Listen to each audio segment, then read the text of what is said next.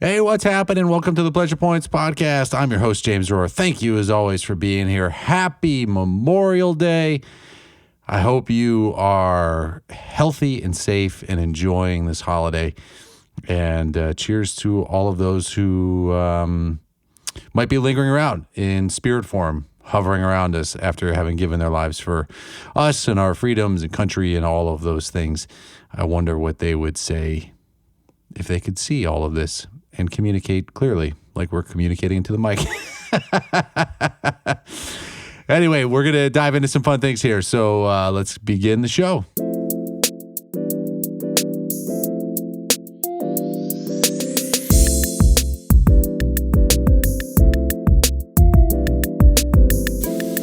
All right, so in honor of Memorial Day, what I decided to do was actually do a little research. I was a little curious about it. And did you know that Memorial Day started after the Civil War?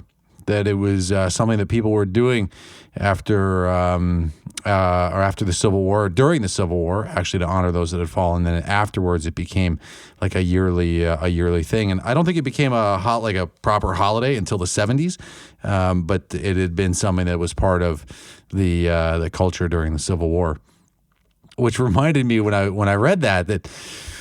You know, I grew up outside of Chicago, right? And so the land of the Northerners. And when I was down here in Florida, when I first moved down here, I had the opportunity to visit with this elderly gentleman who lived on like what looked like a plantation. I mean, it wasn't, but it was like one of these kind of old plantation houses. He's done very, very well for himself. And as they offered us like tea in the afternoon, he took it upon himself to educate us about the Civil War, or as he referred to it, the War of Northern Aggression. And I love that. And it totally blew my mind, because I was like, what do you mean it was a Northern aggression? This was like the war to, end slavery and to put the South in their place. Which, as I say, that does make it seem like actually it could have very well have been the War of Northern Aggression. But when you look at it and you see that like I think 70% of the economy was coming from the South, right? All of the cotton fields and stuff. Like, I'm definitely not a Civil War expert, like, at all. But I found that it was like really kind of fascinating to start trying to understand the Civil War from the perspective of the South. And if my family history is to be believed, I actually had relatives, a whole branch of my ancestry is from Arkansas. And apparently, one of the people I'm related to waved the surrender flag that ended the Civil War. I could be a little wrong on that. Maybe it wasn't the final end of the Civil War, but I think it was the last battle. This guy apparently waved like the white flag. So I had family apparently that was fighting for the South, but not well enough to win. And so, like, it's been interesting to try to look at it from the terms of the Southern perspective, but also like in the larger economic perspective. And as if you guys listen to the podcast that Jen and I did at the start of the coronavirus stuff, where we started like diving into some of these wormholes, a name that started popping up as I was kind of listening and expanding my awareness to some things was the Rothschilds, and their history of funding wars, in particular funding both sides of all of the wars. Supposedly, I mean, Google this for yourself, or like maybe Google won't even show you all the things, but dive into the research if you can find it. Certainly the internet's got all sorts of stuff there. But apparently the Rothschilds started funding both sides of the war from Napoleon's time. From the Napoleonic era. And so, this way the Rothschilds pour a bunch of money into both sides. Someone's going to end up winning. The Rothschilds are always going to win. Interest rates are going to skyrocket. They're going to make back huge returns. Or, these countries or emperors or dictators are going to all be indebted to them. And apparently, according to the source, that was the same that happened in the American Civil War as well. The Rothschilds were funding both sides of the war. And if you believe this particular angle of it, apparently what happened was that Abraham Lincoln was so fed up with the Rothschilds and their high interest rate that he said, we're not paying you, we're not paying this. And he created his own state-backed money. so that he could get interest-free loans. And obviously this super pissed off the Rothschilds. And so if you want to dive into the conspiratorial wormhole, some of the thinking is that that's why he was assassinated, was that the Rothschilds did not like the establishment of this country-backed currency. They wanted to be the central bank. And it seems to be, I didn't like do all the research for this podcast, but it seems to be that there's hints of this throughout other sort of assassinations or attempted assassinations or catastrophes. Anything that prevents the establishment of the central bank is something to pay attention to. And it seems to me, and I should maybe see about getting in like an economist on the show here, but it would seem that from what I understand that, the Federal Reserve now in this country, right, is getting even more power. I know there was talk that maybe Trump was bringing the Fed under his total control, but it doesn't seem like that's happened. But certainly these bailouts and the Fed saying, we're going to do whatever it takes to keep the economy strong, basically just puts, as I understand it, and again, I could be totally wrong. Please hit up the show if I am. I'd love to learn, and I'm just exploring some of these ideas. But apparently the Fed is going to get even more power, right? The more that the country is in debt and having trouble, and the more authority the Fed has as it determines interest rates and prints more money and all of this stuff. But I thought it was fascinating that Lincoln was basically super fed up with the Rothschilds and how they were funding both sides of the bank or both sides of the war. Issued his own state-backed currency and then ended up being assassinated. So you got to watch out for those Rothschilds.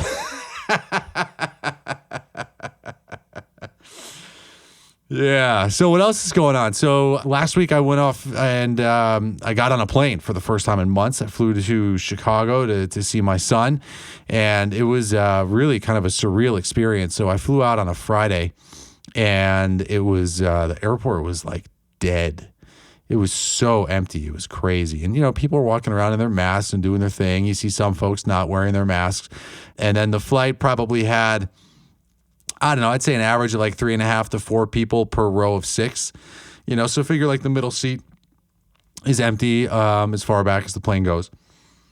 But they didn't offer any like food service, no beverage service, no food. They gave everybody like a bag with some with a water bottle inside when you got on the plane, and then that was it. It was like super chill. There was like really nothing else. You see people like, wiping down their seats and the trays and stuff. And I read an article before I flew that apparently this idea that it's all just like recycled air is nonsense, that actually air somehow comes in from the outside and it's super filtered and purified. I don't know if that's true, but that's what they said. So I wanted to believe that to make me feel like I was safe for flying. And then I was in Chicago through Monday.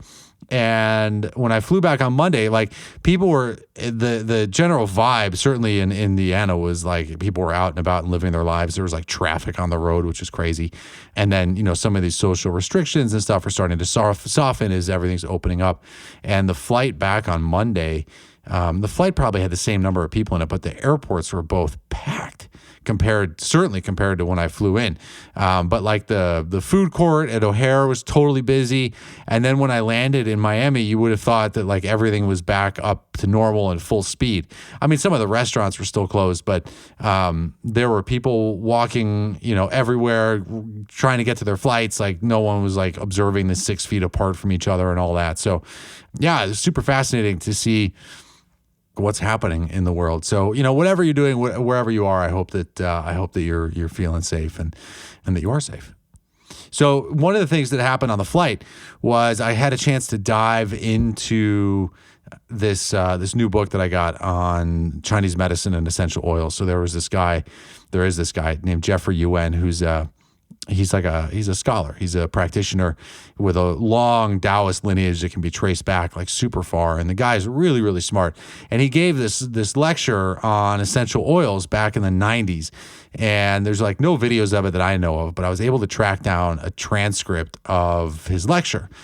And diving into that, it's just been so awesome because it's it's really like brought together this world of essential oils that I've been in for the last few years with, the Chinese medicine stuff that I've been in for the last 20 years, combining and talking about some of the essential oils and which meridians they enter, acupressure points or acupuncture points to use them on, and some of their mechanisms of action. And it's just like, I was so stoked on the plane because it was this amazing convergence of like these two worlds. And I mean, I've been using them with some of the acupressure points and stuff, but, doing my best to divine or figure out, what I could on my own. But it's great to have someone who's been using these oils for so long, just sort of like lay it out. And one of the things that I really just like was so fascinated by is, the what he was talking about is the role of the essential oils in activating your essence. So Chinese medicine has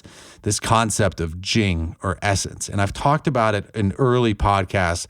One of the first ones I did was like the Tao of sex, and we talk a lot about essence there because that's like, it's a big part of cultivating your energy and your life force, and it has a lot to do with like your reproductive energy. But there's this idea that, you're born with a certain amount of this like essential chi, and it comes from, your parents' constitution, like when you were conceived, what the, like your experience in the womb was like, and then when you're born, it's like, it's sort of fixed into place. You only have so much what they call prenatal Jing, this essence. And there's the postnatal Jing and essence that you can get from like living a good lifestyle, doing Qigong, doing these energetic cultivation exercises. But, what he was talking about is how the essential oil is basically, it's the essence of the plant. It's sort of like, it's the equivalent of their Jing. And so when we use it and we apply it on ourselves, right, we're like, you have the opportunity there to have your essence speak to your essence. So the plant essence connecting with your essence. And this idea of, your essence, your Jing, is one that I like to kind of ruminate on, because the idea is that there's this kind of proper unfolding of your destiny that can happen. That if you are in balance, if your energy is flowing in harmony, if you're, cultivating your life force, that there's the smooth and easy unfolding of your destiny. And I love that idea of, the way I hear that and think about it is it's like coming back home to you. Last week we talked about that Tom Waits song, Come On Up to the House, right? This like coming back home to you. And sometimes it's hard to do that, right? If you've been hurt, if you've gone through trauma, if you've lost somebody close to you, if you've, been divorced, if you've been betrayed, like business partners or romantically or whatever, if you've been sick, those feelings of hurt and betrayal, sometimes it's hard to come back home to your essence and to really connect with that, So we'll have, TV shows and all of the distractions, the alcohol and the weed and like all of these things that can be abused to like turn down the connection with ourselves, right? Because it just sometimes hurts too much. And so what I really loved about, what I'm learning right now is like using these essential oils, using the power of the plants to guide that journey back home to yourself, to nurture yourself, to kind of clear those blockages so that your destiny can have this proper unfolding. It's an interesting concept to think about, like, what does that even mean? Or am I the proper unfolding of my destiny? What, do I even believe that there's this like, that there's this one sort of path for us, or that there's a right way or a wrong way to live, and to express yourself? I suppose it would come back from a Chinese perspective of like everything in moderation. But there's something powerful if you're going to be meditating. Perhaps this week you can give yourself permission to really focus on your kidneys. This is where Chinese medicine says that this essence is stored, right? Is in your kidneys or your low back area. And to allow yourself to focus there, to put your attention there, and just see if you feel anything. Perhaps you feel pain, perhaps there's achiness, perhaps you can, you get colors or visuals that show up. And to just, as we go into these meditations, to keep your eyes open, to keep your ears open, to just notice. And, if you want to use some essential oils to help in that process, like sandalwood is beautiful for that. Frankincense, of course, right? Myrrh is another one, right? These are like the holy oils that they gave Jesus when he was born.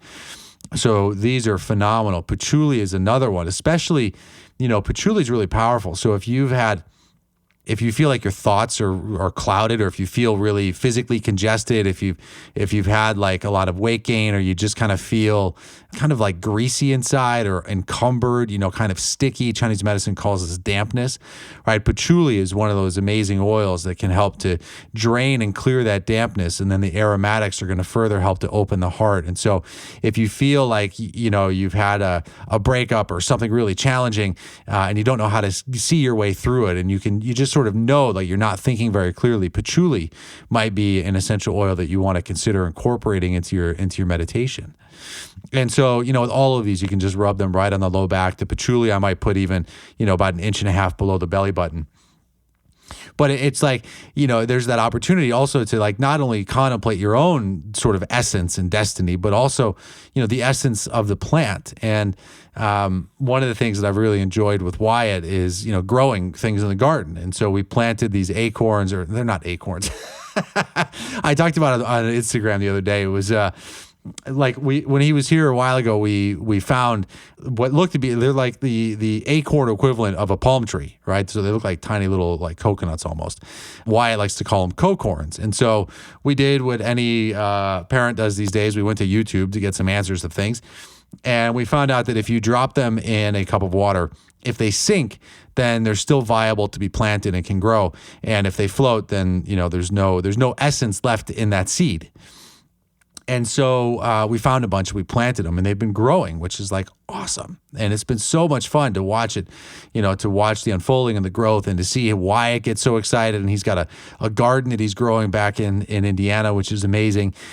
And so like this whole weekend, I was just like really thinking about all of these things, right? Like my own essence, seeing Wyatt, right? Our kids are like these extensions of our essence. It said that we donate our essence in order for the creation of that life force. And then incorporating that plant medicine into our energy field and into our experience for healing and wellness and balance. And just also thinking about like appreciating the growth of nature. Like, do you guys are you someone who has plants and is like, able to nurture them?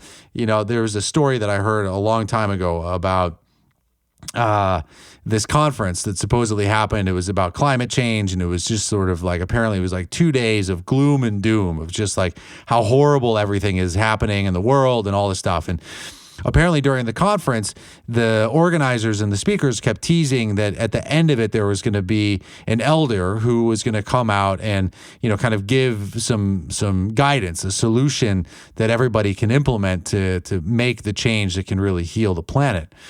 And so finally at the end of the weekend, the elder came out to the stage and he said, if you're really looking to make a difference, just grow a garden. And the garden will tell you everything that you need to know about life and how to live. I thought that was so great. And now that we're just so deep in the essential oil world, I appreciate it even more. And, we've got these amazing plants that are growing here at our Miami house. And it's been so beautiful to watch and to nurture and to care for, these plants, and to pay attention to the soil and to, water and water less or water more or water patiently, right? So much of it is about patience and attunement. And it's like, if we can be attuned to our plants, and if we can notice if there's like an infection that's happening or growth or something like that, or when there's like a new leaf that sprouts or the orchid leaves, the flowers come back, to celebrate that and to really bring that kind of joy and appreciation for life. It really does just come from like growing a garden, growing a plant. I remember years ago, I lived in this place in Chicago It was like it was maybe a mile from Wrigley Field, and we had a rooftop. And I got so into it. I was like, I'm going to grow peppers. I'm going to grow a watermelon. I got the biggest tub that I could find, and I tried to grow a watermelon, and it grew. And that was like my first sort of love of actually growing things, on the rooftop there in Wrigleyville. And I'd sit up there and listen to baseball games. It's like, depending on how the wind would blow, if the wind was blowing towards me, I could hear the cheers from Wrigley Field before the call on the radio, which was super fun. I have all these memories of just sitting up there in the summertime, watering my watermelon that turned out to be the size of a cantaloupe. Because watermelons apparently need a ton of soil to grow. I had some green peppers that grew, and all of just the regular sort of like green foliage. It was amazing. And Chicago is an amazing city for that. There's nothing like a Chicago summer. But, the rest of the year can be a little bit more challenging. And so, it's so much of all of the growth and the spirituality and those times that, when Go Speak or some of the other stories that I've had, or even just being like a good practitioner, requires being attuned. Right? I have to be attuned to myself, and I have to be attuned to what's going on around me. And the same thing with plants. It's like, if you're someone who, tends to kill plants, right? You might ask yourself, like, how attuned are you to that growth? How attuned are you to the energy of that plant? Are you seeing it thrive in your mind before it even gets there? There's something that I find also fascinating. I don't even know like how real this stuff is, but there's something called Kirlian photography, which is apparently used to take pictures of auras, right? And one of the things that they first started taking pictures of apparently was pictures of the aura of plants. And one of the things that they found was that they could take a picture of a plant as it was beginning to grow. So like the shoots are coming up, and like at the sort of first little growth of some of the leaves, they would take pictures, and they would see that the aura of the plant was the aura of what it's going to be fully grown, like of the leaf. So it would be just a tiny little leaf, but the aura would be the whole thing. And, there's something about that where if it's true, then awesome. But that visual kind of gives me a sense of what this idea of Chinese medicine of essence is like, where it's like, you're born with certain possibilities, and that's like your overall aura. If you could like see an aura of your entire life, like that's what's possible. And then with the right attunement, with the right feeding, the right nurturing, you might get to that full expression of, of that auric field, of that auric field of possibility. And so, I just have really enjoyed growing these plants and getting just like observing how they grow and like what environment and how much water do they need and the sunlight. And as frustrating as it can be sometimes, it's like I really do agree with that elder that it's like everything that we need to know we can learn by tending to the soil and nurturing the growth and having the patience and understanding that when a seed is planted, that just because we don't see what's happening doesn't mean nothing is happening. And there's so much of our own life that's that way, where it's like, the seeds of change and growth are planted in us, but sometimes it can just feel like we're sitting in the dark. And I don't know, I just really love that. And I talked to Wyatt earlier today, and he was so excited because he planted some beans, and he like raced to show me on FaceTime, and he was like, "Oh, I'm so excited. I can't wait to watch it grow," and like, what a thing. I mean, I hope that he always has that joy for like planting and nurturing life and just being so thrilled at the growth of that. Because if that's what you spend your time doing, even if it's a hobby, right? When you check into it and you can approach your plants and the flowers with love and appreciation and gratitude and wonderment and to see it as like an ally here in your life, like I think that's pretty good, right? It gets us into that state of gratitude and awe that you guys know if you listen here that I absolutely love those states of being. And if you're part of our essential oil team, if you've got your own oils, if you're using the oils, right, give yourself an opportunity to like imagine the entire life cycle process that went in to that bottle ending up in your hands. right? All of the vetiver that had to grow, all of the sandalwood, the extraction of the frankincense resin, all of the flowers that went into the rose or the neroli, and like just to imagine what, how might it be growing? Where might it have come from? doTERRA, you can find where all of these things are grown, and you can, see all the supplement facts and trace the third-party analysis to make sure everything is super pure and all that.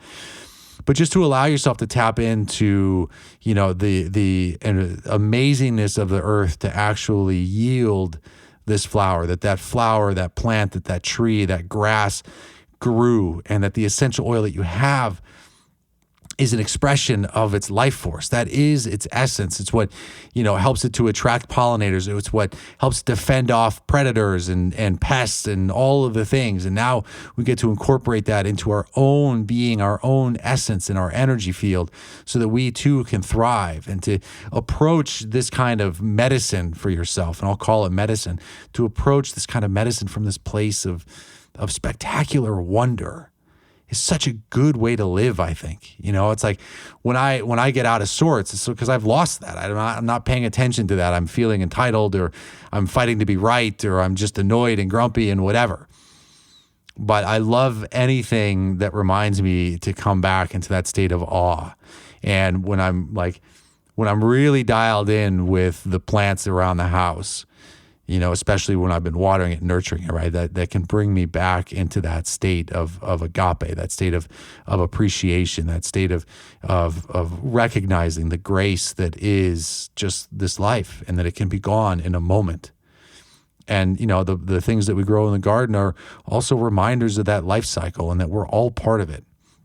So I really feel like, if you're challenged, if you're struggling, if you've had a hard time, go out and get a plant. Maybe this is the summer that you grow a garden, even if it's, just a couple of plants in your home, and, use the summer as that opportunity for you to open your heart and to connect with the plants. And if you need help, you reach out, you talk to the botanist where you buy the seedlings, or you go to the hardware store, or you go to the nursery, and, there's all these resources there, and you can just open yourself up to the possibility that what you're tending to there, what you're growing, is more than just a fern. It's more than just a spider plant. It's more than a money tree.